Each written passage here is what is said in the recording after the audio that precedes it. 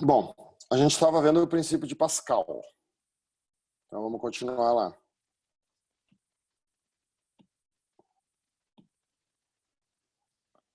Bom, o que eu estava explicando aqui? Vamos começar de novo então, né?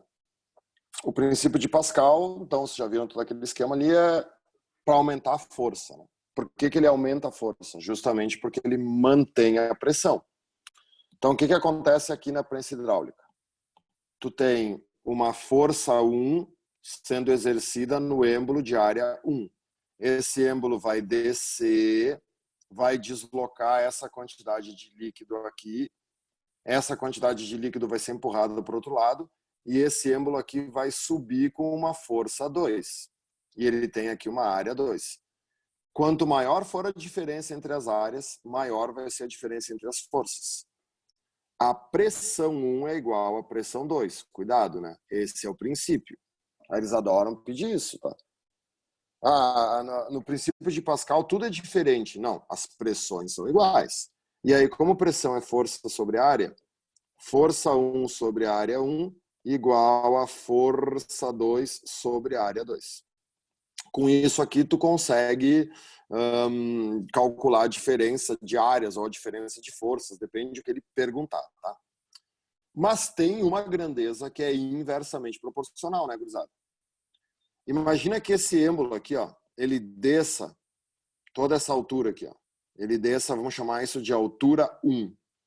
O êmbolo 2, ele vai subir essa mesma altura aqui? Ele vai subir a mesma coisa? Não, porque como aqui, né, desse lado aqui, tu tem uma maior largura do tubo, essa quantidade de líquido, ela vai conseguir fazer com que o êmbolo 2 suba pouco. Então, o êmbolo 2, ele vai subir uma altura pequenininha aqui, ó, comparado com a altura do êmbolo 1. Por que isso? Bom, aí a gente chega naquilo que eu sempre digo para vocês. Qual é que é o maior princípio do trabalho? Qual é que é do trabalho? Qual é o maior princípio da física? A lei que rege todo o universo. Conservação de energia. Não tem como tu criar energia. O trabalho realizado pelo êmbolo 1 é igual ao trabalho realizado pelo êmbolo 2. Se o êmbolo 1, quando descer, ele fizer um trabalho de 100 joules, o êmbolo 2 vai fazer 100 joules. Senão a gente estaria criando energia. E aí me liga, vamos patentear, vamos ficar rico junto. Como é que se calcula o trabalho de uma força? Força vezes deslocamento. Então, a segunda equação do princípio de Pascal é força 1 vezes altura 1 igual a força 2 vezes altura 2, já que é força vezes deslocamento. E aí nota agora, né? Como é uma multiplicação, a força 1 vai ser pequena, então a altura 1 vai ser grande, a força 2 vai ser grande, a altura 2 vai ser pequena. Então, os deslocamentos dos êmbolos são inversamente proporcionais às forças e às áreas. Força 1 pequena, área 1 pequena, altura 1 grande, ele vai descer muito. Aí esse cara aqui, ele vai ter muita força, porque ele tem muita área, mas ele vai subir pouco. Por isso que quando a gente bota o carro lá no elevador, para ele subir no posto para te trocar o óleo, ele vai subindo bem devagarzinho, justamente porque o deslocamento dele é pequeno comparado com o deslocamento do outro êmbolo. Beleza? Tirem print da tela, aí o princípio de Pascal é bem tranquilo, tá? E agora a gente vem para o empuxo, o princípio de Arquimedes. O empuxo, gurizada, é um dos 5 conteúdos mais difíceis da física, tá? Ele é um conteúdo simples de explicar, ele é um conteúdo simples de entender, mas os exercícios são bem complexos, tá? Porque dá para fazer muita coisa sobre o empuxo. O Enem adora empuxo, a URGS adora empuxo, porque tudo isso é física do cotidiano. Então, assim, o empuxo é o princípio de Arquimedes. O que o princípio diz? Várias vezes, isso que está escrito aqui nessa moldura cai na prova, tá? O próprio enunciado. O corpo mergulhado num fluido em equilíbrio recebe um empuxo vertical de baixo para cima. Então, o empuxo é sempre para cima, nunca é horizontal. Cuja intensidade é igual ao peso do volume de fluido deslocado pelo corpo. Tu vê, não precisa nem sublinhar aqui, né? Eu já botei em negrito e em vermelho no livro. É essa frase que cai nas provas. O empuxo, ele é numericamente igual ao peso do volume de fluido deslocado pelo corpo. Vamos tentar entender isso, vamos pensar nisso, né? Quando tu entra dentro de um líquido, quando tu entra dentro de uma banheira, quando tu entra dentro de uma piscina, o teu corpo desloca uma certa quantidade de líquido. O empuxo que o teu corpo recebe não tem nada a ver com o teu peso. O empuxo que o teu corpo recebe tem a ver com o peso do volume do fluido que o teu corpo deslocou.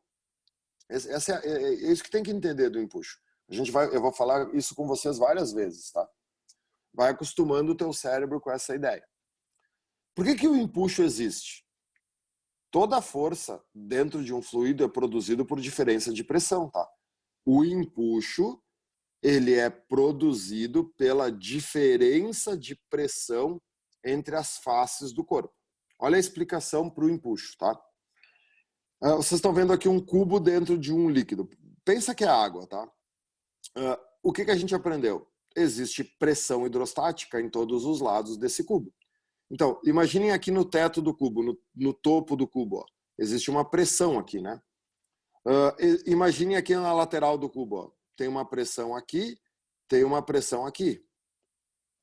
O que vocês já devem ter percebido? Olha só, copinho o desenho direito, né? Eu estou aumentando o valor, o tamanho do vetor, né? Por quê? Porque a gente sabe que conforme tu vai afundando, a pressão hidrostática vai aumentando. Então, a pressão do topo, ela é menor. Conforme eu for descendo, a pressão vai aumentando.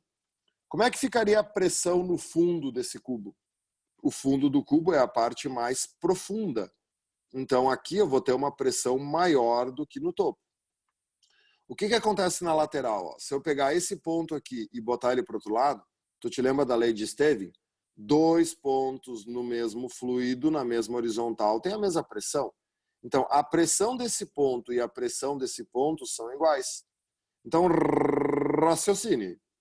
Cara, aqui vamos chamar de PT, ó, pressão do topo. Aqui vamos chamar de PF, pressão do fundo. Existe uma diferença de pressão entre o fundo e o topo, né? A pressão do fundo é maior que a pressão do topo.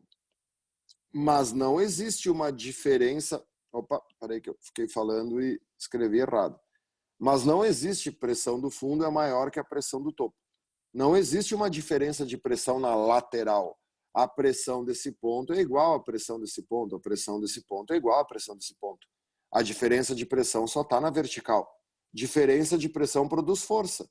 Como a pressão embaixo é maior que a pressão em cima, existe uma força para cima que quer que esse cubo suba, quer que esse cubo saia do fluido.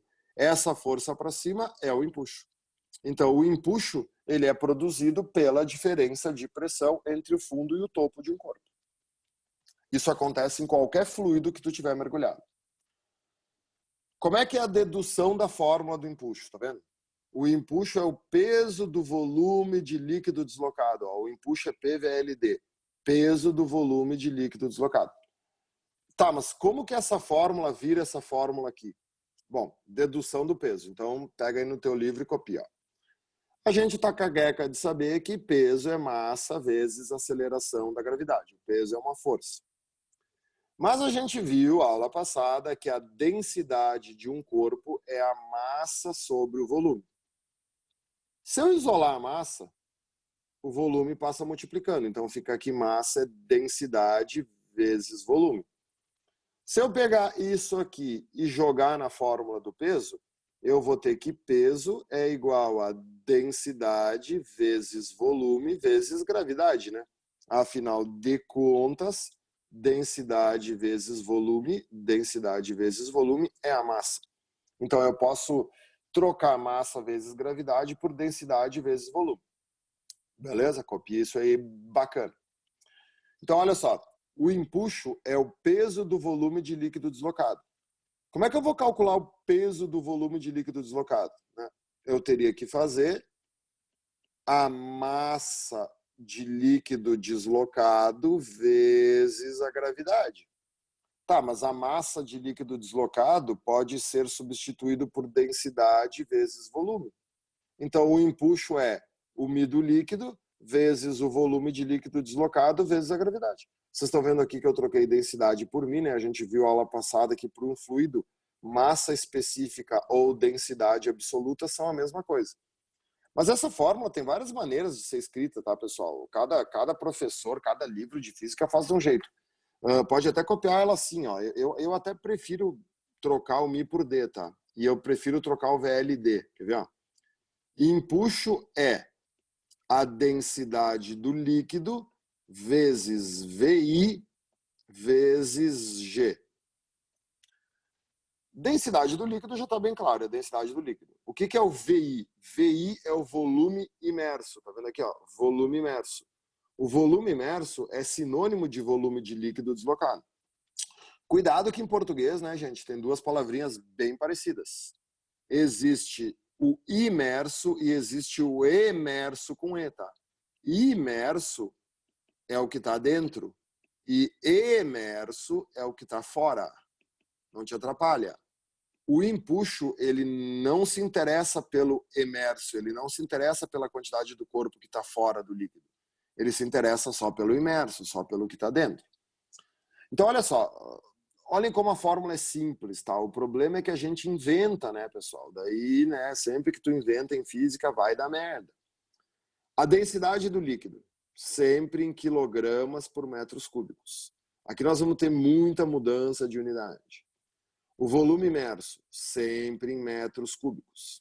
A gravidade, sempre em metro por segundo ao quadrado. Qual é que vai ser a unidade do empuxo? A unidade do empuxo vai ser Newton, porque o empuxo é uma força.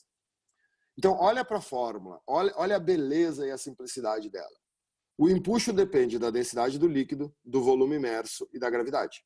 O empuxo não depende do peso do corpo, não depende da densidade do corpo, não depende... É só o que está na fórmula. O resto a gente inventa. Então, dá um print aí na tela, quem está meio atrasado, que eu vou trocar a tela agora, vamos começar a pensar. Na realidade, gurizada, esse é o problema do empuxo, tá? A teoria é essa.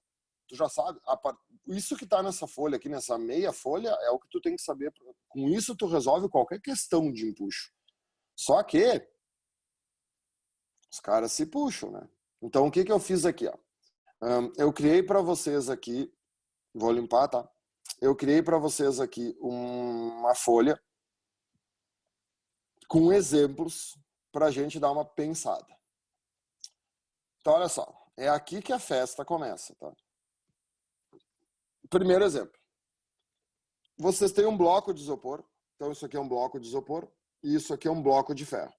Imagina que esses dois são maciços e homogêneos, tá? E iguais. O tamanho deles é o mesmo. Aqui dentro é água. Pode botar lá que o líquido é água. Vai ter muita... A maioria das questões de empuxo é água, né, pessoal? Porque é física do cotidiano. Tá, se eu largar um bloco de isopor maciço na água, é óbvio que ele flutua. Então o bloco de isopor ficou flutuando. E se eu largar um bloco de ferro maciço, ele afunda. O ferro afundou. Qual é a pergunta que eles vão fazer aqui? Em qual destes dois corpos o empuxo é maior? No isopor ou no ferro? Aonde que tu tem mais empuxo? No isopor ou no ferro? Vamos pensar um pouquinho. Aí, o que pode acontecer aqui que seguido a gente nota? O isopor está para cima, né? O isopor está flutuando. O empuxo é uma força para cima. Então, se o empuxo é uma força para cima, o isopor tem mais empuxo. Não é assim que funciona, tá, gurizada? Como é que se resolve física teórica? Pela fórmula. Tu não pode inventar. O que acontece aqui é o seguinte, ó. O que é empuxo? Então, vamos botar aqui do lado. Empuxo é a densidade do líquido vezes o volume imerso vezes a gravidade. No momento que tu começar a resolver empuxo usando eu acho, vai dar merda. Usa a fórmula. A densidade do líquido é a mesma para os dois? Sim. Água, né? Os dois estão na água, então a densidade do líquido não me interessa. A gravidade é a mesma para os dois? Tipo, um está em Marte, o outro está na Terra, os dois estão no mesmo lugar. A gravidade é a mesma para os dois. Tá, então, o empuxo vai ser determinado pelo volume imerso. Olha aqui o isopor, gente, ó. O isopor só tem isso aqui dentro da água, né? O volume imerso dele é uma coisinha minúscula. O ferro está todo dentro da água. Então, olha só. O volume imerso do ferro é muito maior que o volume imerso do isopor.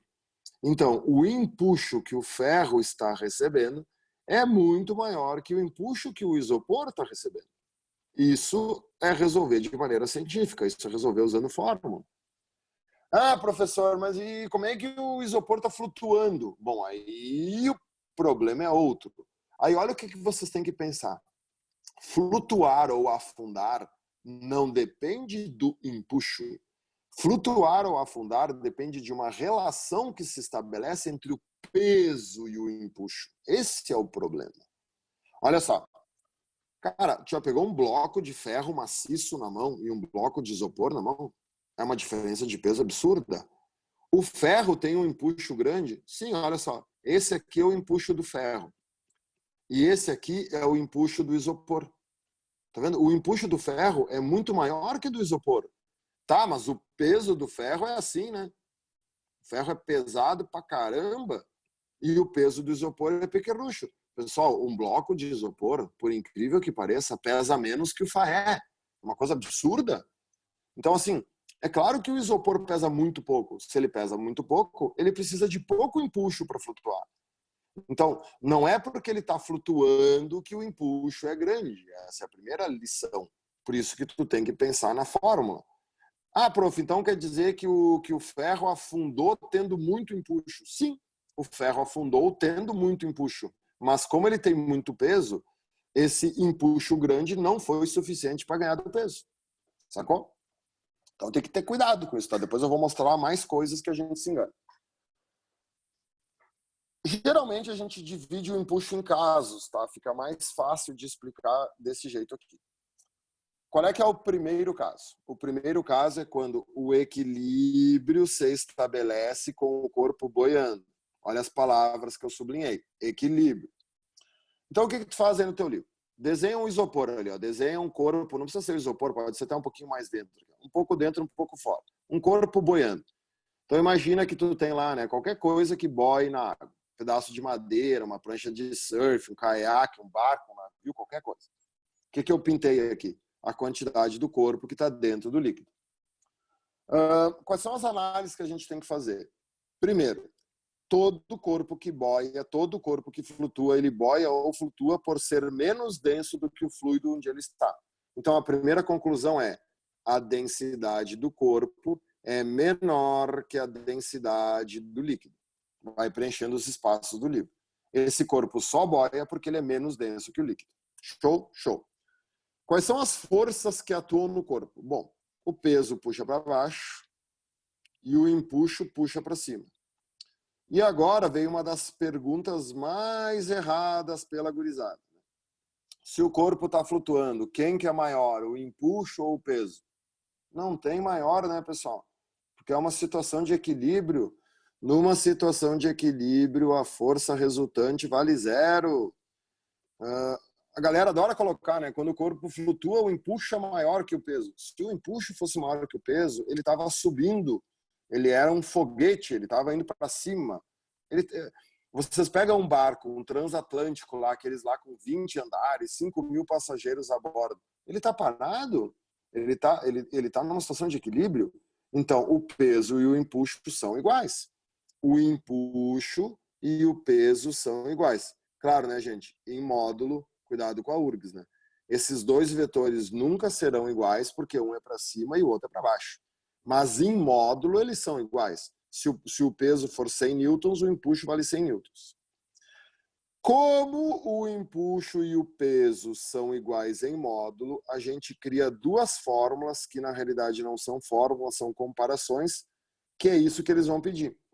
Qual é que vai ser a pergunta feita aqui? Ó? Isso aqui vai ser um iceberg, tá?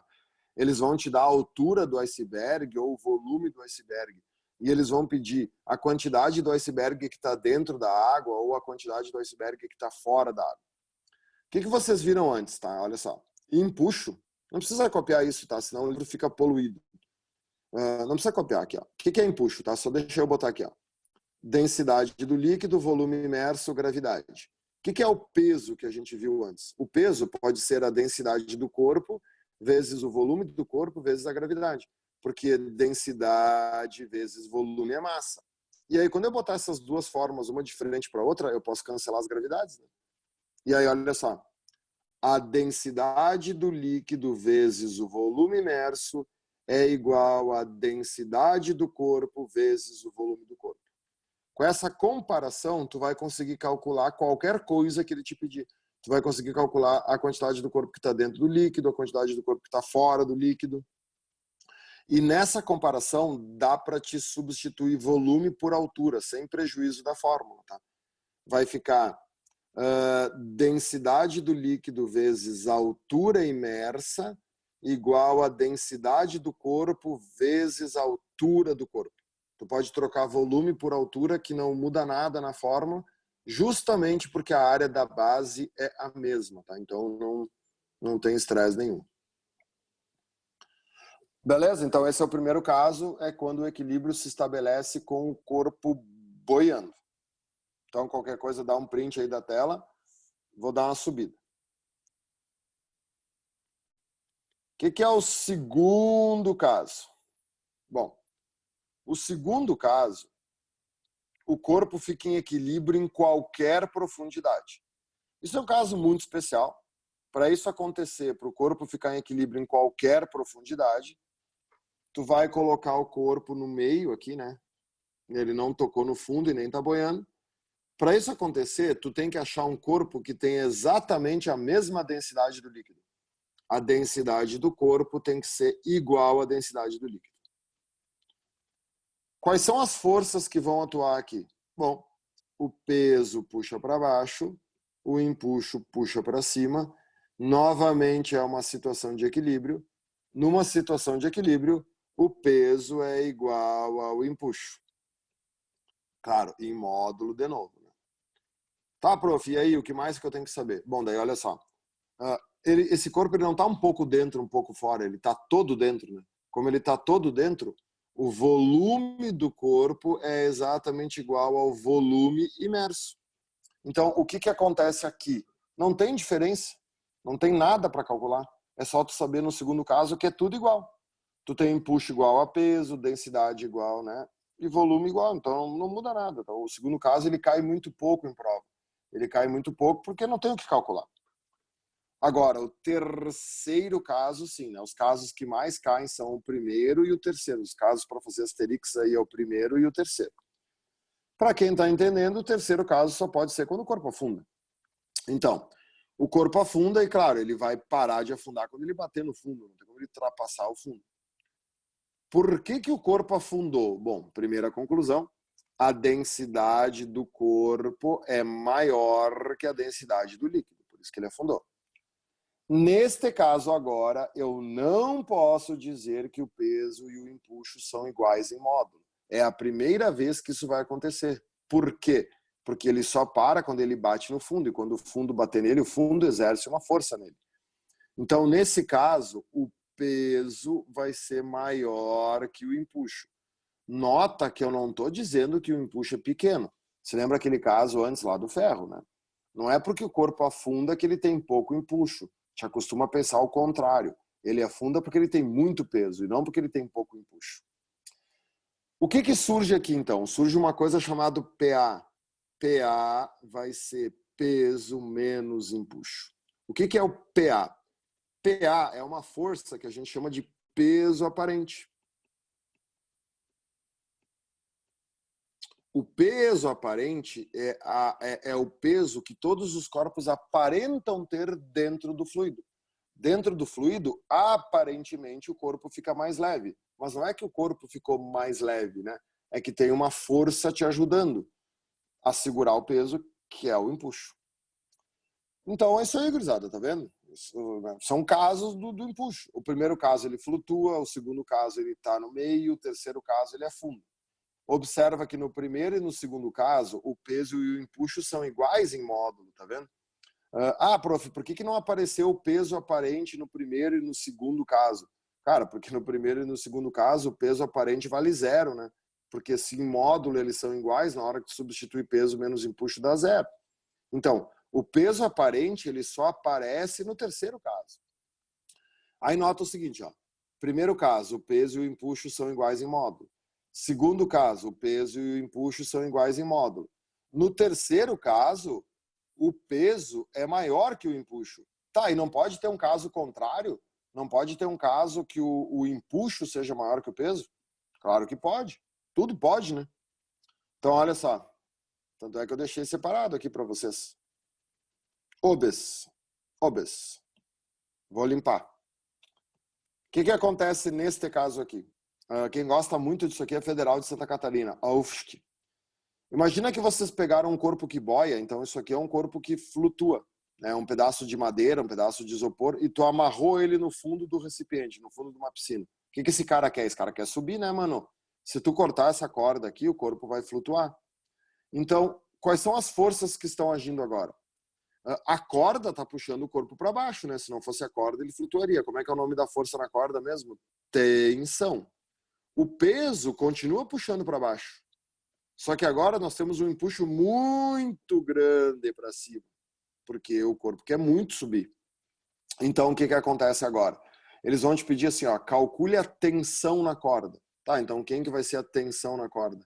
A tensão na corda vai ser o empuxo menos o peso, vai ser o contrário do peso aparente. Porque agora eu tenho um empuxo grande e um peso pequeno. Então, tudo pode acontecer. O empuxo e o peso podem ser iguais, o empuxo pode ser menor que o peso, ou o empuxo pode ser maior que o peso. Depende da criatividade de quem estiver fazendo a questão. Beleza, gurizada? Então, olha só.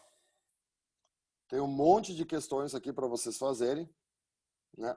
Um monte de coisa aqui, ó. Vocês já fizeram as de momento, e aí depois ficou para trás as de empuxo, tá? Então, as de empuxo aqui tem bastante coisa de pressão também misturada com o momento. Então, façam todas essas aqui, tá? Na realidade, a aula de hoje é a aula de calorimetria, né? A aula 7, só que a gente não tinha terminado aquela aula de hidrostática e empuxo. Então, vamos fazer assim, ó. Vamos fazer uma pausazinha, tá? É sempre bom fazer para a galera ir no banheiro, tomar uma água e tal, né? Então agora são 11h13, vamos fazer uma pausa de 5 minutos e aí a gente volta às 11h14, né? A gente volta às 11h19 para continuar a parte de calorimetria. Beleza? Qualquer dúvida, podem usar tanto o Facebook ali quanto o chat aqui, tá? Eu respondo os dois aí, tô de olho. Valeu! Já voltamos.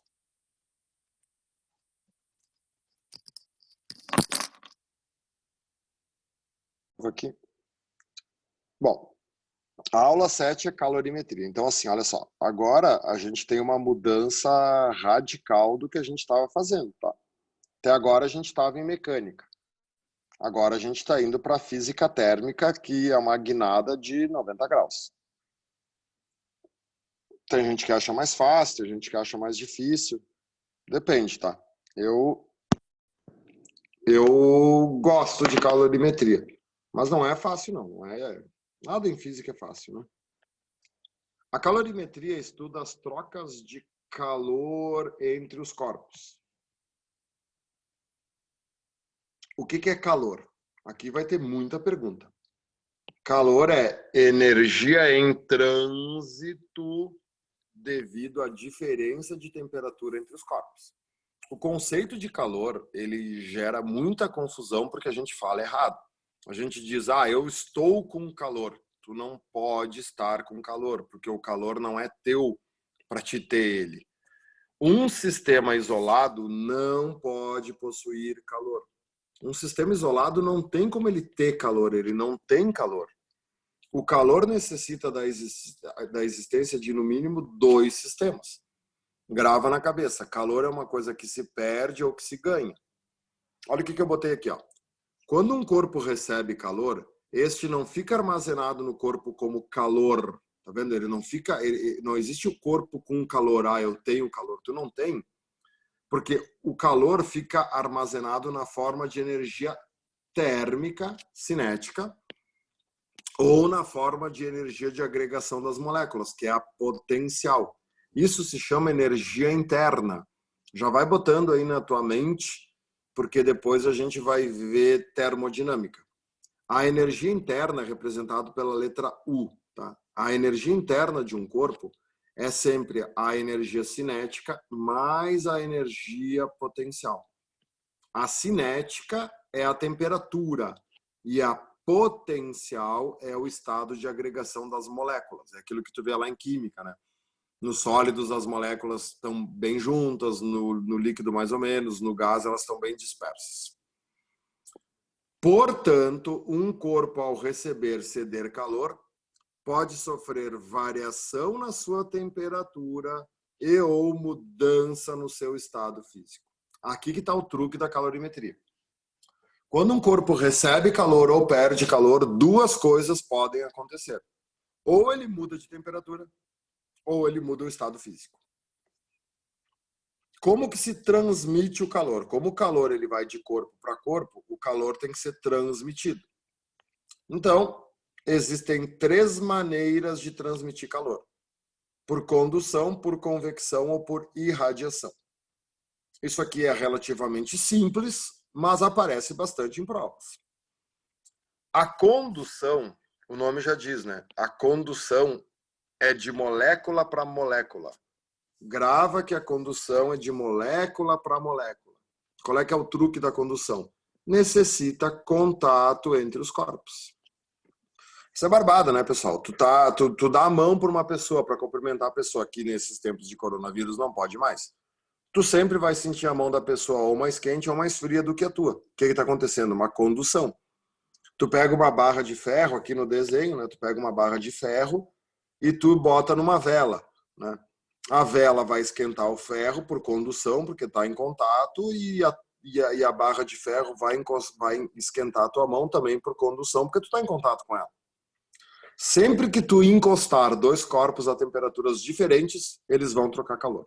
Isso é uma lei, porque eles querem atingir o equilíbrio, eles querem ficar com a mesma temperatura. Isso se chama lei zero da termodinâmica. Então a condução é a mais simples que tem. A convecção, a palavra-chave é fluido. A convecção só ocorre em fluidos. Quando a gente aquece um fluido, olha o exemplo aqui da água, né? Quando tu aquece a água quente sobe porque ela fica menos densa e aí a água fria desce. Qual é que é o truque da convecção? É lembrar de densidade igual a massa sobre volume. O que acontece com a massa quando eu aqueço um fluido? Nada, né, gurizada? A massa é invariável. O que acontece com o volume? Aumenta.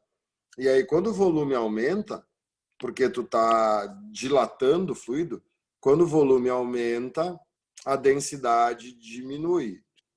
E aí, o líquido, né, o fluido mais quente, ele é menos denso. Por isso que ar quente sobe, por isso que água quente sobe e o frio desce. Isso é a convecção. Isso só acontece em fluidos. Um sólido nunca vai se aquecer por convecção. E o último é a irradiação. A irradiação talvez ele seja o mais importante dos 3. Porque a irradiação é a maneira pela qual o calor do Sol chega até a Terra. É o aquecimento dos corpos pelo Sol. É o único que ocorre no vácuo. Qual é que é o truque da irradiação? Onda eletromagnética. A irradiação ela é a propagação da energia através de uma onda eletromagnética, que no caso seria o infravermelho, que é a radiação solar, que aquece a Terra. Só que não é só o Sol que faz isso, tá? Qualquer corpo irradia calor. O corpo de vocês irradia calor. O nosso corpo ele emite infravermelho. Claro que eu coloquei aqui, ó. Vamos botar aqui, ó. Irradiação. Em geral, todos os corpos irradiam calor, tá? Todos os corpos irradiam calor. Mesmo a temperatura ambiente. O único jeito de um corpo não irradiar calor é ele estar no zero absoluto, que é menos 273 graus Celsius. Na vida real isso nunca vai acontecer. Porém, a irradiação de uns é maior do que a de outros. Por quê? Por causa da temperatura. Então, qual é a coisa mais quente que a gente conhece? O Sol, né, pessoal? O núcleo do Sol está a 20 milhões de graus Celsius. Não tem nem como a gente imaginar que temperatura que é essa. Então, o Sol ele irradia muita energia, porque ele tem muita temperatura. Mas todos os corpos irradiam calor. Importante entender também que o calor na forma de radiação se propaga até encontrar matéria que pode absorvê-lo. Exemplo é o calor do Sol se propagando até o solo. Por isso que o aquecimento da Terra ele se dá de baixo para cima, tá? Tem gente que pensa assim, tá? Olha nesse desenho aqui, né? Vou limpar aqui, ó, nesse desenho. O calor do Sol vem entrando e aí o ar aqui da atmosfera ele se aquece primeiro. Não, o ar ele é transparente para o calor. O calor atravessa a camada de ar como se ele não existisse, até que ele bate no solo. E aí o solo absorve o calor. Claro, uma parte desse calor é refletido, vocês estudam efeito estufa em geografia, e uma parte desse calor é absorvido. E aí, o que acontece? O solo aquece o ar que está em contato com ele por condução. E aí o ar começa a subir por convecção. É aí que causa os ventos. Por isso que o aquecimento da Terra é de baixo para cima.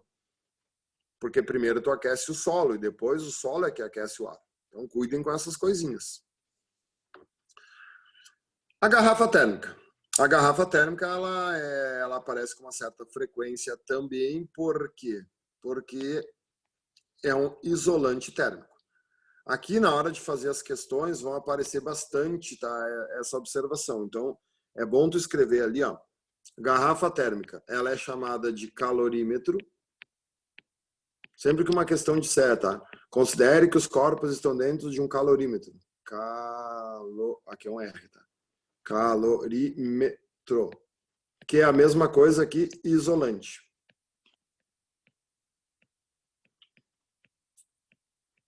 O que a garrafa térmica faz? Bom, existem 3 maneiras de transmitir o calor, né? Condução, convecção e radiação. A garrafa térmica, ela é um recipiente feito de paredes duplas e tu tem vácuo entre as paredes. Tá vendo? Então, aqui dentro não tem nada, não tem ar, é vácuo. Então, o que acontece com isso, né? Por que fazer paredes duplas? Muito bacana. A parede interna e a parede externa não se encostam. Se elas não se encostam, tu não tem condução. E se não tem ar, tu não tem convecção. Então, vácuo entre as paredes. O que eles vão te pedir? Faz uma flechinha. Dificulta, escreve ali, ó. Dificulta a condução, porque não tem contato, e a convecção, porque não tem ar.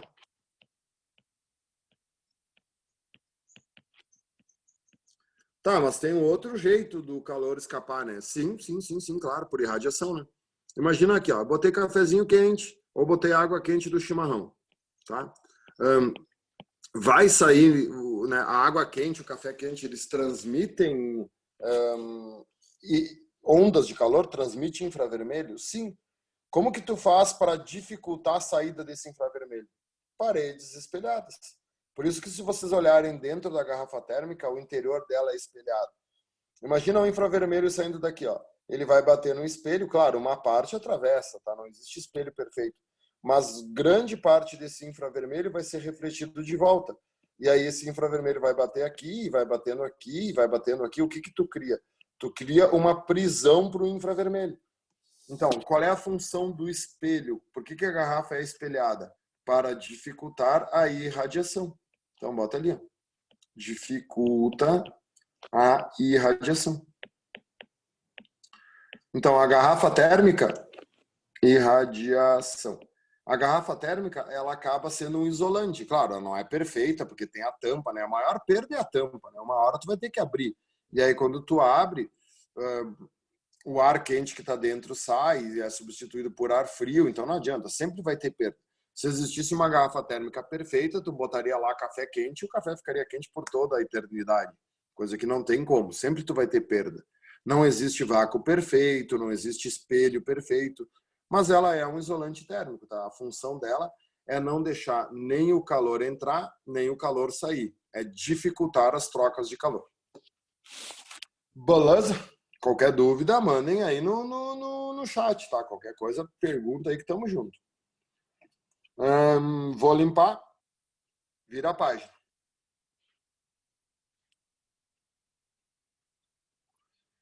A gente acabou de ver que quando um corpo recebe ou cede calor, duas coisas podem acontecer. Ou ele varia de temperatura, ou ele muda de estado físico. Então agora, gurizada, essa parte aqui é bem decoreba de fórmula, tá? Não tem muito o que falar. O primeiro jeito de calcular o calor é a quantidade de calor sensível. A quantidade de calor sensível é quando tem variação de temperatura. É o famoso Q macete. Até tem gente que bota aqui que é S, porque é quantidade de calor sensível, mas não precisa, tá? A quantidade de calor sensível que o corpo recebe ou que o corpo perde é o Q macete. É o calor que faz o corpo aumentar ou diminuir de temperatura. Isso aqui no sistema internacional é medido em joules, cuidado. Isso aqui no sistema internacional é medido em quilogramas. E isso aqui no sistema internacional é medido em grau, Celsius ou Kelvin. Não se esqueçam que variação Celsius ou variação Kelvin é a mesma coisa, tá? Isso é bem importante. Se tu aumenta 1 grau Celsius, tu também aumenta 1 grau Kelvin.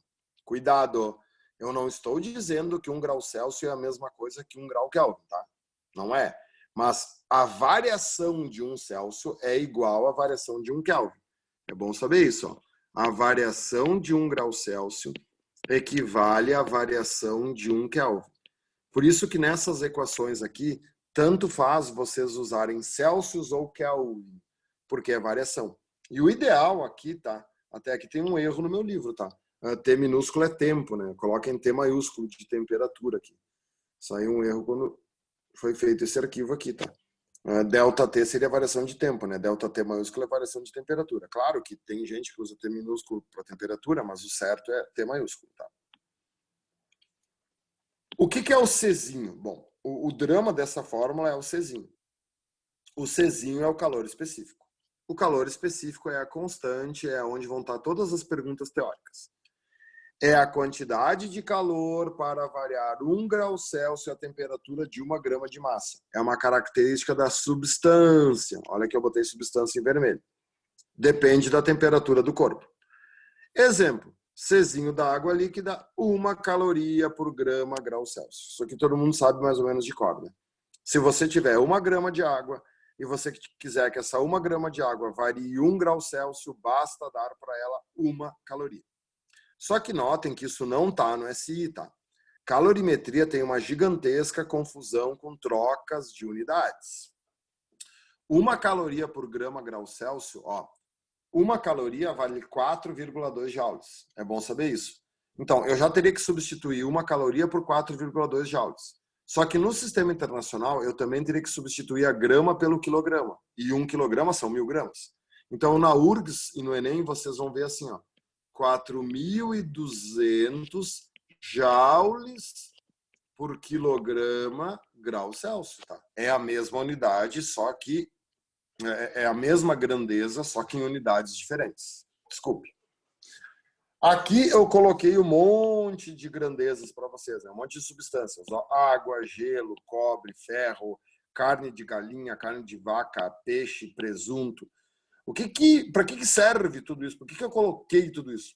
Para vocês entenderem que a água tem o maior calor específico dessa tabela. Tá?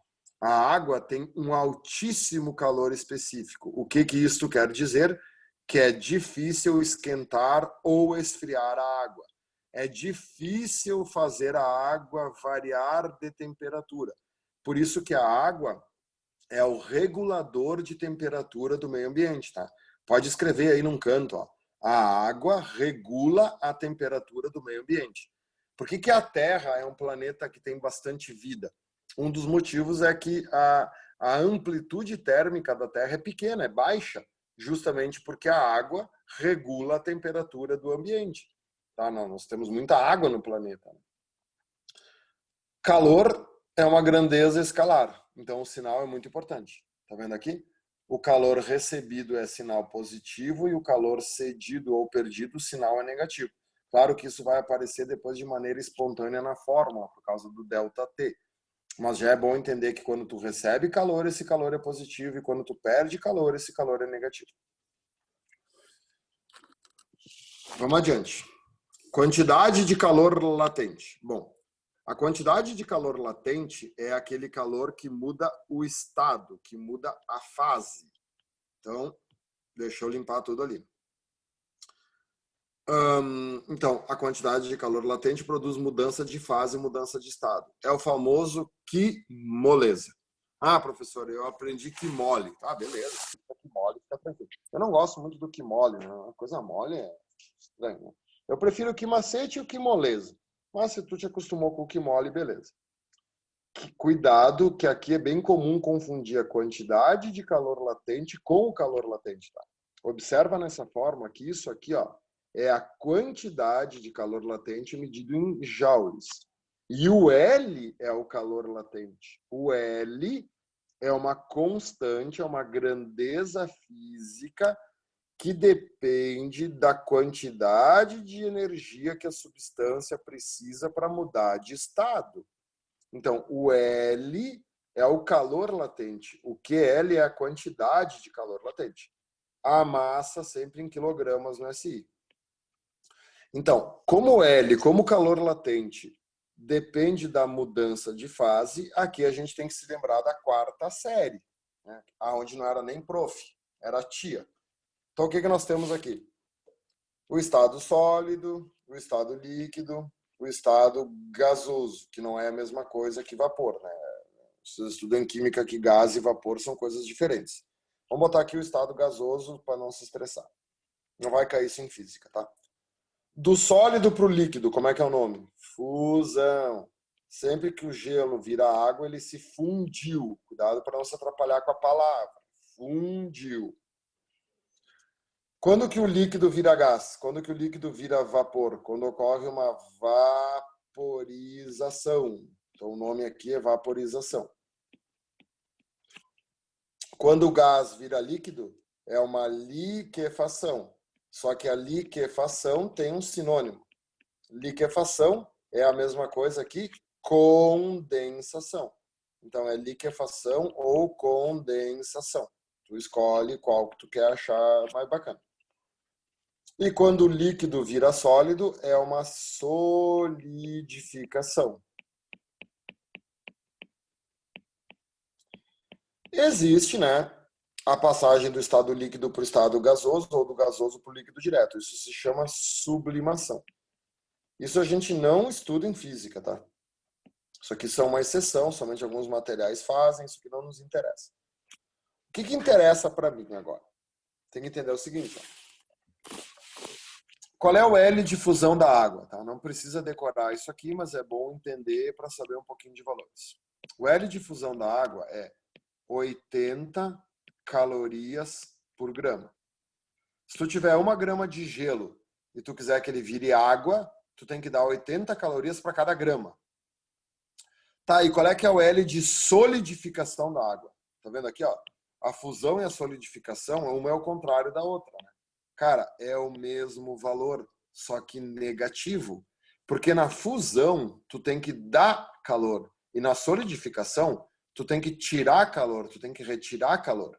Então, o truque aqui é pensar nos sinais. Então, olha só. Nesse sentido aqui, os L's... Opa, caneta.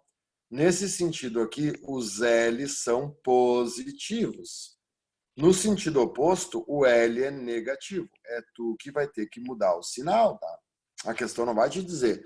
Todas as questões sempre dão um L de fusão. Mas aí tu lê lá e aí tu vê que é uma solidificação. Bom, então eu não estou dando, eu estou tirando, né? Então o L é negativo.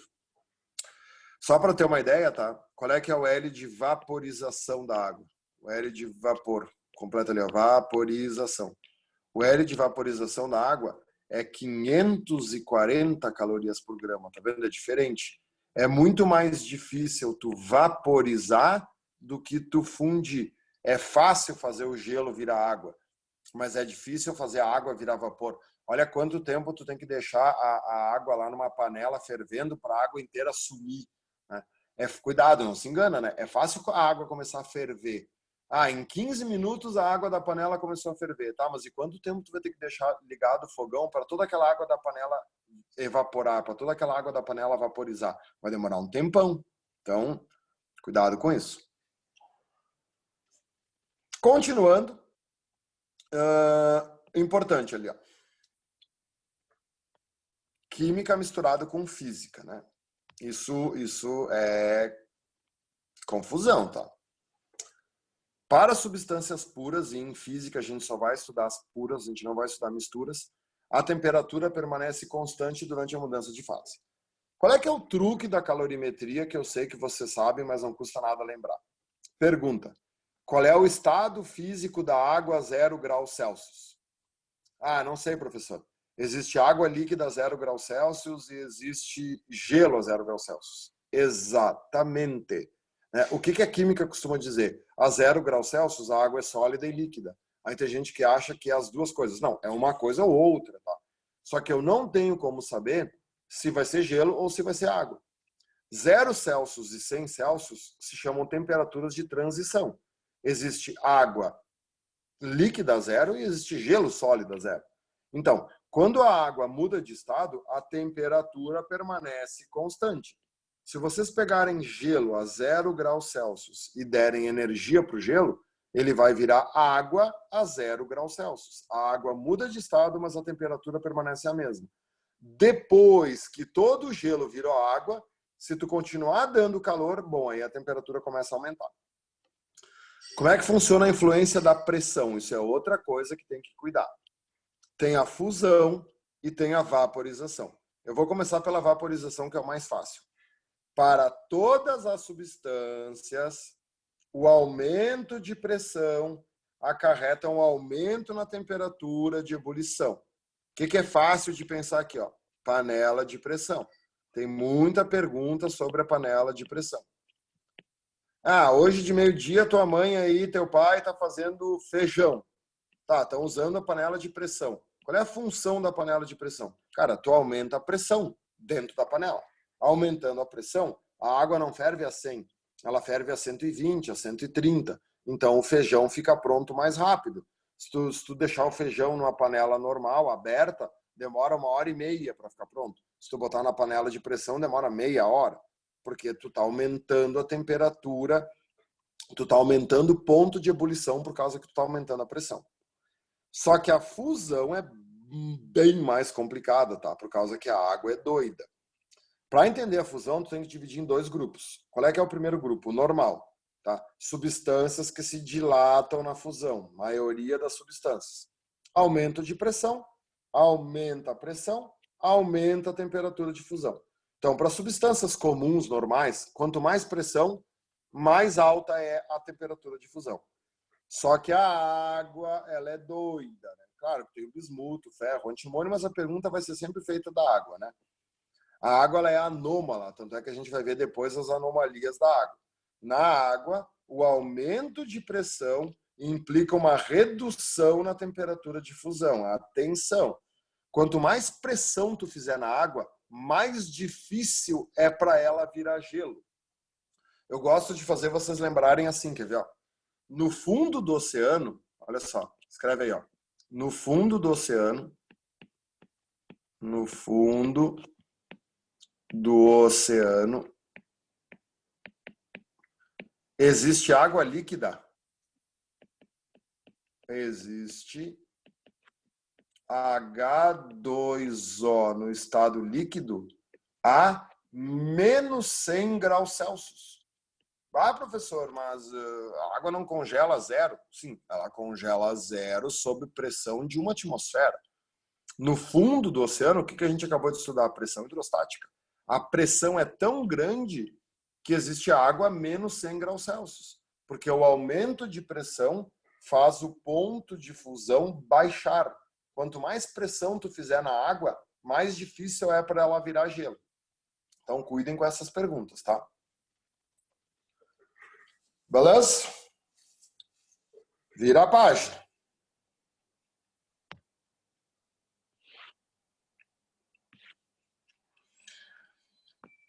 A última coisa que a gente tem aqui é a capacidade térmica. Não é porque é a última coisa que ela não é importante. Tá? A capacidade térmica é uma grandeza bem bacana. O que é comum em capacidade térmica? Ela é representada pelo C maiúsculo, pelo Czão. Então é comum a gente confundir capacidade térmica com o outro de antes. Te lembra que era o Czinho, tá? O Czinho da água é 1. A capacidade térmica da água é o Czão. Qual é a diferença do Czão para o Czinho? Se vocês voltarem lá, né? Olha só, vamos voltar, tá? Cara, o calor específico, que é o Czinho, ele depende da substância. O calor específico é uma característica da substância. Isso é muito perguntado. Quanto vale o Czinho da água? 1 caloria por grama grau Celsius à pressão de 1 atm. Quanto vale o Czão da água? Vamos voltar lá. Ó. Quanto vale a capacidade térmica da água? Não existe esse valor. Porque a capacidade térmica é uma característica do corpo. E se ele é uma característica do corpo, ele depende da massa. 1 litro de água e 2 litros de água vão ter capacidades térmicas diferentes.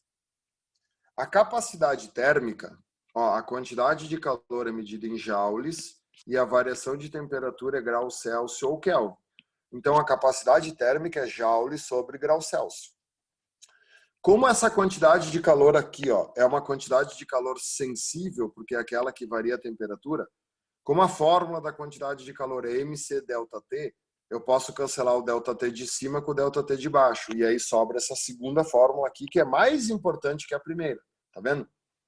Czão, que é medido em joule por grau Celsius, é o Czinho vezes a massa, é o calor específico vezes a massa. Então, observa que o Czão, a capacidade térmica, é diretamente proporcional ao Czinho. Só que a capacidade térmica também é diretamente proporcional à massa. Então, a capacidade térmica depende das duas coisas. Né? Então, 1 litro de água e 2 litros de água vão ter uma capacidade térmica diferente. Porque 2 litros de água tem mais massa. Se tu tem mais massa, tu tem mais capacidade térmica. Beleza? Agora aqui eu coloquei uma tabelinha, tá? Uma tabelinha que é mais química, né? Não precisa nem ver aqui qualquer coisa, só olha nos livros, né? Fase sólida, líquida, gasosa, força de atração entre os átomos, energia, temperatura, forma, volume. Isso é bem química que vocês estudam. Agora vamos para o que interessa, tá? Que é como resolver as questões. E aí, a partir desse entendimento, é que vocês vão entender esse gráfico aqui, que é o gráfico da curva de entendimento e o princípio da troca de calor. Agora é a parte mais importante da aula. Até agora era só teoria e forma. Pega o verso da folha aí, por favor. Vou criar aqui uma parte em branco. Vocês peguem o verso da folha. Vou chamar o quadro em branco aqui, que é melhor. O que nós vamos copiar no verso da folha? Vamos fazer exemplos. 2 exemplos, tá? Primeiro exemplo. Copiei.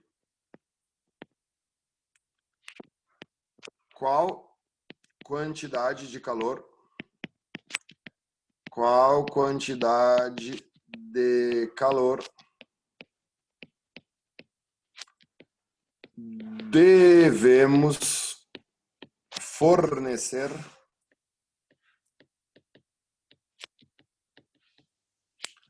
a 100 gramas de gelo a menos 10 graus Celsius para transformá-lo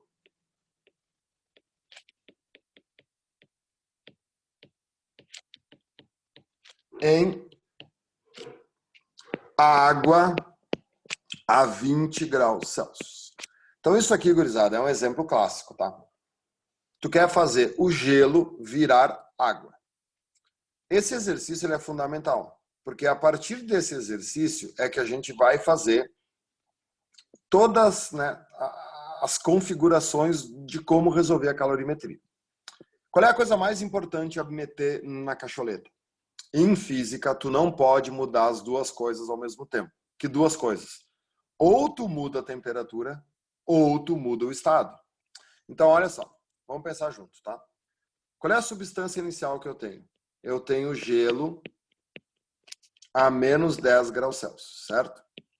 Eu quero que esse gelo vire água a 20 graus Celsius. Analise comigo. Do gelo para a água, mudou o estado? Mudou o estado. Do menos 10 para o 20, mudou a temperatura? Mudou a temperatura. A física não permite que tu mude os dois juntos.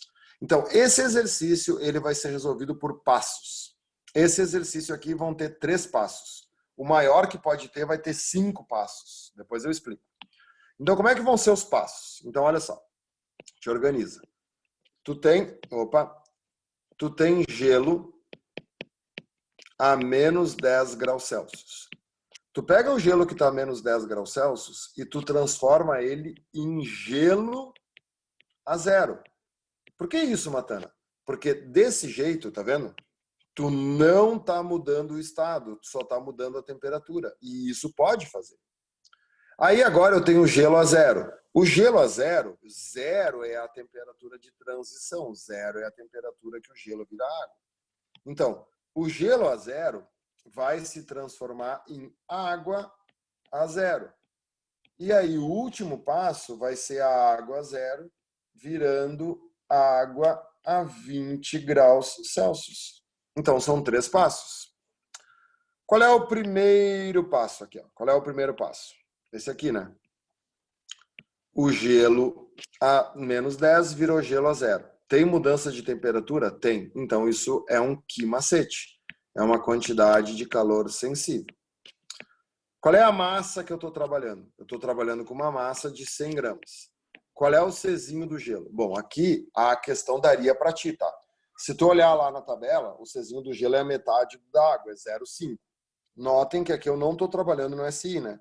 Se eu estou trabalhando com a massa em gramas, eu posso trabalhar com o Czinho fora do SI. Então aqui não se preocupe em decorar isso, a questão te daria, tá? O Czinho do gelo é 0,5. E qual é a variação de temperatura? Do menos 10 até o zero, variou 10, né? 10 positivo. Cuidado que a temperatura está aumentando, né? Para quem tem dúvida, olha só, usa a fórmula. Delta T é a temperatura final menos a temperatura inicial. Quanto vale a temperatura final? A temperatura final vale zero, menos quanto vale a inicial? Menos 10. Então, a variação de temperatura é positiva. Sempre que a temperatura aumenta, a variação é positiva. Então, né, o que eu vou ter aqui? 50, 500. Eu gastei 500 calorias. Qual é que é o meu segundo passo? Bom, no meu segundo passo, o gelo a zero está virando água a zero. Quando o gelo a zero vira água a zero, é uma mudança de estado. Então, é o que moleza. Qual é a massa que eu estou trabalhando? 100 gramas. Quanto vale o L? Bom, aí a questão vai ter que te dar de novo. Mas se lembra que eu mostrei antes para vocês, né? Que o L de fusão da água é 80. De novo, não precisaria saber isso aqui de cor, tá? Eu estaria na questão. Então, 8.000 calorias. Tá vendo a diferença aqui, ó? É muito mais difícil mudar de estado do que mudar de temperatura. Mudar de estado é complicado, mudar de temperatura é fácil. Então, depois que eu forneci 8.500 calorias, tem que somar os dois, né? Eu tenho água zero, mas eu quero água 20. Tá, então eu vou para o meu terceiro passo. Tem que botar a caneta. De água zero para água 20, de novo é uma variação de temperatura. Então, de novo, é um quimacete. O quimolesa, ele fica sempre intercalado entre os quimacetes, tá? A massa continua sendo 100 gramas. O Czinho agora é 1, né? Porque virou água. E o ΔT é 20. Então, eu vou ter uma quantidade de 2.000 calorias. Então, qual é a quantidade total? Soma tudo. 8.000 mais 2.000, 10.000 mais 500, 10.500. Eu gastei 10.500 calorias para fazer o gelo a menos 10 virar água 20. Esse exercício, gurizada, é um exercício fácil, tá? Esse exercício é um exercício modelo, a gente chama. Isso tem que ficar fixado no teu cérebro, porque é a partir desse aqui que a gente resolve todos os outros difíceis. Beleza? Se não deu tempo de copiar aí da print da tela, que eu vou apagar e vou voltar lá pro livro, tá? Beleza? Foi. Voltando lá no livro, olha só, tem que fazer tudo de novo, né? Daí o livro volta lá, semestral. Uhum. Página, calorimetria, vamos lá. Não dei muito, beleza.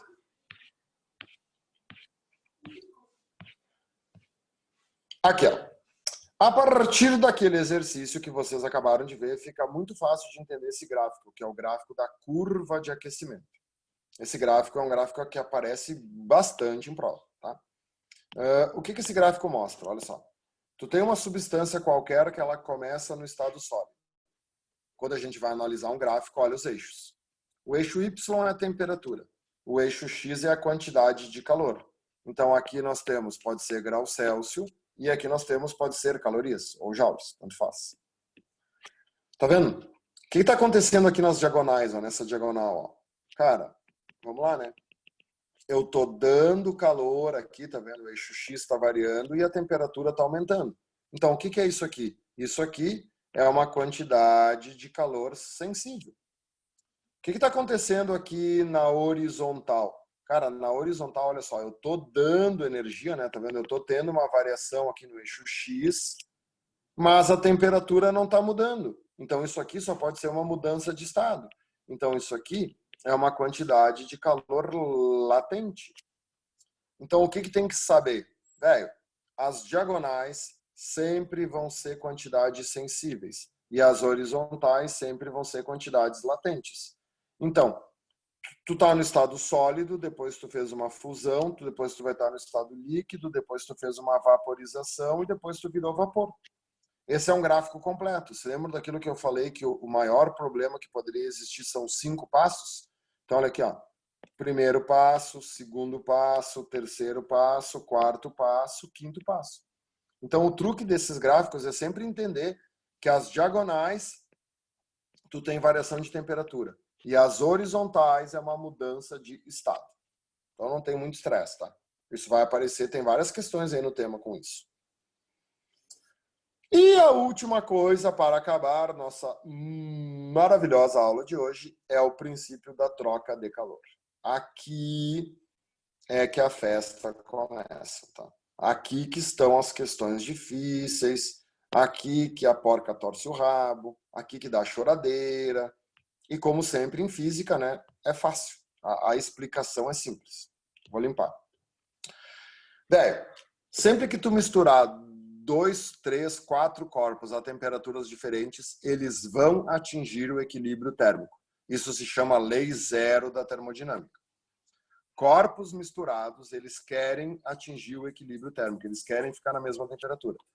Se eles vão atingir o equilíbrio térmico, o somatório das quantidades de calor vale zero. Porque tudo que um corpo ganha, o outro corpo perdeu, né? Para um corpo ganhar, o outro corpo tem que perder. Então, o somatório de todas as quantidades sensíveis com o somatório de todas as quantidades latentes vai dar zero. Esse é o truque da troca de calor. Só que como que eu vou resolver isso na prática? Como que eu vou aplicar isso na prática? Então, pega o verso da folha lá de novo. Vamos para o exemplo 2. Qualquer coisa aí dá print na tela, estou esperando um pouquinho.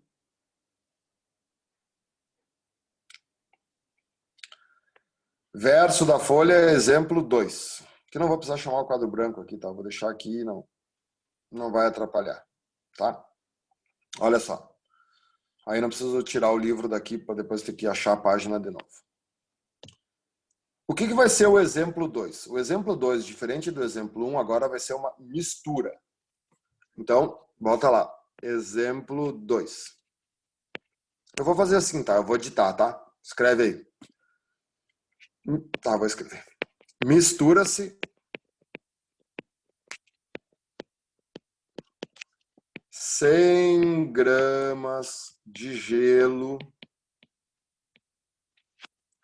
a menos 10 graus Celsius com 100 gramas de água a 40 graus Celsius. Tá? Calcule a temperatura de equilíbrio.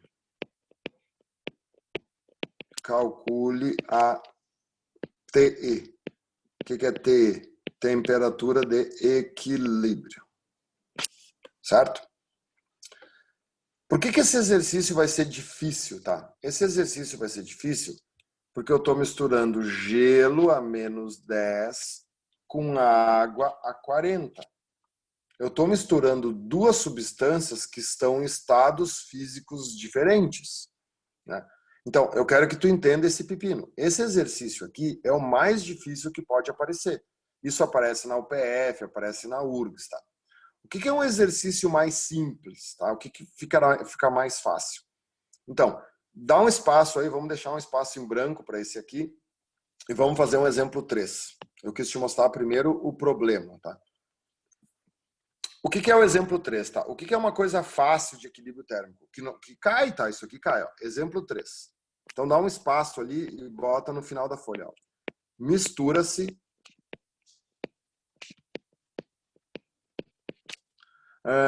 sei lá, 100 gramas de água a 20 graus Celsius com 100 gramas de água a 80 graus Celsius. Calcule o TE, tá? Eu quero saber a temperatura de equilíbrio. Calcule a temperatura de equilíbrio. Gente, esse exercício aqui não precisa nem fazer física, né? É matemática, né? Olha só. Tu tem 100 gramas de água misturado com 100 gramas de água, certo? É a mesma quantidade. Uma tá a 20, a outra tá a 80. O que vai ser o equilíbrio? Vai ser a média aritmética. Qual é a média aritmética entre 20 e 80? 20 mais 80, 100, dividido por 2, 50. A temperatura de equilíbrio é 50. Por que vai dar 50? Olha o que diz a teoria. O somatório de todos os calores tem que ser igual a zero. O que eu estou somando? Eu estou somando só calor sensível, porque não tem mudança de estado, só tem mudança de temperatura. Então, a gente faz assim, a gente organiza. A quantidade de calor sensível da água quente mais a quantidade de calor sensível da água fria é igual a zero. Não interessa a ordem aqui, tá? Se for a quente ou a fria, primeiro eu botei a quente primeiro, porque eu, sei lá, tava com vontade. Eu gosto de fazer assim, ó. Coloca os valores em cima. A água quente, ela tá a 80. Para onde que ela vai? Ela vai para a temperatura de equilíbrio que eu quero descobrir. A água fria, ela tá a 20. Para onde que ela vai? Para a temperatura de equilíbrio que eu quero descobrir. Então, o que eu faço aqui? Abro a fórmula, mc delta T mais mc delta T igual a zero. Quanto vale a massa de água quente? 100. Quanto vale o Czinho da água? 1. Quanto vale o delta T? Cuidado, o delta T é sempre o final menos o inicial. Então, é o que eu quero descobrir, menos 80. Quanto vale a massa de água fria? 100. Quanto vale o Czinho? 1. Quanto vale o delta T aqui? T menos 20. Claro que eu vou repetir, né, pessoal? Nessa aqui que eu inventei, como as massas eram iguais, não precisava fazer tudo isso. Ah, mas então por que eu estou fazendo tudo isso? Porque vão cair massas diferentes.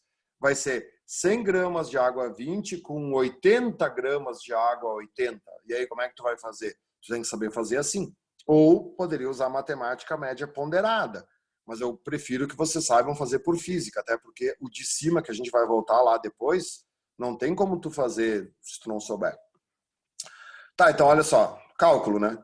100 vezes 1 é 100, então aqui é a distributiva, fica 100t menos 8.000, mais, a letra aqui tá ruim, tá? Mas dá para ver, né? Mais 100 vezes t menos 2.000, igual a zero. Tá, então, 100t mais 100t, 200t, aí fica menos 8.000 com menos 2.000, menos 10.000, passa para o outro lado positivo, fica 10.000. Cancela, cancela, cancela, cancela, 100 dividido por 2, 50 graus Celsius, aquilo que a gente pensou antes. Tá?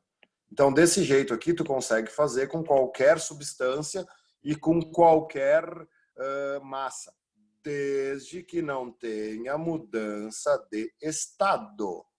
O problema é a mudança de estado. Então, dá um print aí na tela e fixa isso no cérebro. Beleza? Vou apagar. Vamos voltar para o segundo caso. Como é que era o segundo caso? Então, olha só. O que eu inventei ali no segundo caso, tá? Eram 100 gramas de gelo a menos 10 graus Celsius, que foram somados, foram adicionados com 100 gramas de água a 40 graus Celsius, tá? Qual é que é o pepino aqui, gente? Olha só. Ah, professor, é só fazer o somatório igualar a zero. Não, porque eu não sei se essa água... Por que esse exercício é dificílimo? Porque eu não sei se essa água tem energia suficiente para fazer o gelo virar água. Então, esse exercício aqui é dificílimo porque vocês vão ter que fazer uma coisa chamada testes de hipóteses. Esse é o pior exercício que tem, tá? Então, presta bem atenção, vai ficar gravado, depois tu pode assistir de novo várias vezes. Mas não existe pior que esse, tá? Se tu aprender a fazer isso aqui, tu faz até chover para cima.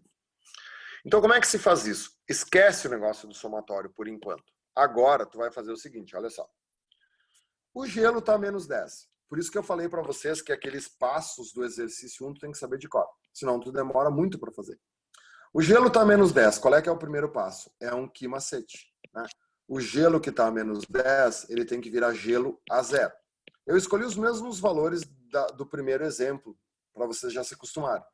A massa é 100, o Czinho do gelo é 0,5 e o ΔT aqui vai ter que ser 10, porque ele vai do menos 10 para o zero. Isso aqui vai dar 500 calorias, igual ao exercício de antes. O que eu tenho que fazer agora? Eu tenho que fazer o gelo virar água. Então, que moleza. A massa de gelo é 100, o L é 80, ele vai te dar isso. Então, isso aqui vão ser 8.000 calorias. Olha o que eu acabei de descobrir, tá vendo? Eu acabei de descobrir o seguinte, ó. O gelo precisa receber uma quantidade total de 8.500 calorias. Se o gelo receber 8.500 calorias, esse gelo vai virar água a zero. Beleza? Tá, mas vem cá. Quem que tem que dar essas 8.500 calorias? Essa água aqui que está 40. Mas essa água que está 40, ela tem 8.500 calorias para dar para o gelo? Não sei, né? Então, olha só. Que macete, porque a água está no estado líquido, né? Conforme a água for dando energia para o gelo, é óbvio que a temperatura dela vai diminuindo. Tá, mas a temperatura da água não pode diminuir até o infinito, né? Qual é a menor temperatura que a água pode ter? Zero. Então, olha só. A massa de água é 100 gramas, o Czinho de água é 1 e o ΔT vai ser menos 40, porque ela vai do 40 para o zero. Isso aqui vai dar menos 4.000 calorias. Então, olhem só. Esse vídeo aqui vocês vão ter que ver ele várias vezes depois, tá? A partir de agora, 3 hipóteses podem acontecer. Aconteceu agora a primeira hipótese. Qual é que é a primeira hipótese? Olha só. Gente, o gelo tinha que receber 8.500 calorias. A água só tem 4.000 calorias para dar para o gelo. Então, a água não consegue derreter todo o gelo. Como a água não consegue derreter todo o gelo, acabou o exercício. A temperatura de equilíbrio vale 0 graus Celsius. Olha só, olha o raciocínio. A água tem 4.000 para fornecer. O gelo vai pegar 500 calorias dessas 4.000 e vai virar gelo a zero. A água vai baixar um pouquinho de temperatura. O gelo vai começar a derreter com o resto que falta. Só que vai acabar a quantidade de calor da água e o gelo não derreteu totalmente. Então, a resposta nessa situação aqui é uma mistura de água e gelo a 0 graus Celsius. Quando a água não tem energia para derreter todo o gelo, a resposta vai ser uma mistura de água e gelo a zero. Porque não tem energia para derreter tudo. Beleza? O que é a segunda hipótese? Bom, a segunda hipótese é uma hipótese mais rara. Opa! é uma hipótese mais rara, mas aparece em provas também. O que é a segunda hipótese? Imaginem vocês que eu tivesse escolhido um número aqui para a água e que esse valor aqui, ó, desse exatamente menos 8.500, tá? Imagina que isso aqui desse exatamente menos 8.500. O que aconteceria? Eu não precisaria mais fazer cálculo nenhum também, né? Olha só. O gelo precisa receber 8.500. Qual é a quantidade que a água tem que dar? 8.500 que ela tem para dar, 8.500. Então, a água consegue derreter todo o gelo? Consegue, só que não sobra energia. Então, a resposta vai ser 0 graus Celsius também. Só que agora não vai ser uma mistura de água e gelo, porque todo o gelo derreteu. Então, a resposta agora vai ser apenas água zero, porque derreteu tudo. E a pior de todas é a terceira hipótese. É a hipótese que a URGS gosta, que o Enem gosta. A UPF também curte. Imagina vocês que não fosse 100 gramas, tá? Vou inventar um valor aqui, tá? Imagina vocês que... Aqui vai dar cálculo com vírgula, mas tudo bem, tá? Imagina que aqui, ó, fosse 1.000 gramas de água, tá? 1.000 gramas, certo? Se for 1.000 gramas, o que eu teria aqui, tá? Daí o valor vai ficar bem alto, né? Vai ficar 40.000 calorias, beleza? Aí, olha só. A água tem energia para derreter todo o gelo? Tem. Sobra energia? Porra, sobra, né, meu? Quanto é que sobra? Eu tenho disponível 40.000, né? Quanto que eu vou gastar? Eu vou gastar 8.500. Tá, então o que vai me sobrar? Vai me sobrar 31.500 calorias. Essas 31.500 calorias vão fazer o quê? Vão fazer a temperatura de equilíbrio subir acima do zero. Então, todo o gelo vai derreter, só que ele vai ter energia sobrando para aumentar de temperatura. Então, a temperatura de equilíbrio agora não vai ser zero. Claro que a temperatura de equilíbrio tem que ser maior que zero e menor que 40, né? Se não der menor que 40, algo está errado. Aí agora, que é a minha terceira hipótese, então eu poderia agora fazer o somatório, porque eu já sei o que vai acontecer, tá? Mas olha só, se tu já fez tudo isso, não vale a pena fazer o somatório. Agora, com uma fórmula só, tu consegue calcular a temperatura de equilíbrio. Olha só, pega agora o que macete, tá? Pensa comigo. O que eu fiz, ó? Que macete. Me sobrou 31.500 calorias. Então, eu tenho 31.500 calorias de energia disponível. Qual é a massa que sobrou? Velho, se todo o gelo derreteu e eram 100 gramas de gelo, eu tenho 100 gramas de água zero. No momento que eu retirei essas 40.000 calorias da água, eu fiquei com 1.000 gramas de água zero. Então, qual é a massa que eu tenho agora? 1.100. Tu soma as massas. Qual é o Czinho da substância? 1, porque virou água zero. E o ΔT aqui, ó, vai ser a própria resposta. Por que o ΔT aqui vai ser a própria resposta? Porque eu estou considerando que a água está a zero, então a variação vai ser a resposta. Aí olha que bonitinho, ó. Corta, corta, corta, corta. Qual é que vai ser a variação de temperatura? 315 dividido por 11. Claro, não vai dar exato ali, porque eu inventei os números na hora, né? Então, 315 dividido por 11 dá 28,6. Então, a variação de temperatura vai ser aproximadamente 20, né? A temperatura final vai ser aproximadamente 29 graus Celsius. Não tem exercício mais difícil que esse, tá? Sabendo esse, vocês resolvem qualquer coisa, tá? Então, tem que testar as hipóteses, a hipótese 1, a hipótese 2, a hipótese 3, e a hipótese 13 é sempre a pior. Peraí que a Chá tá mandando uma pergunta. Pode falar, Chá. Tamo aí. Quer dizer, pode falar, pode escrever aí. Tá, olha só, a Chá já pediu. Por que a massa é 1.000 gramas? Depois, qualquer coisa, tu volta lá o vídeo, tá, Chá?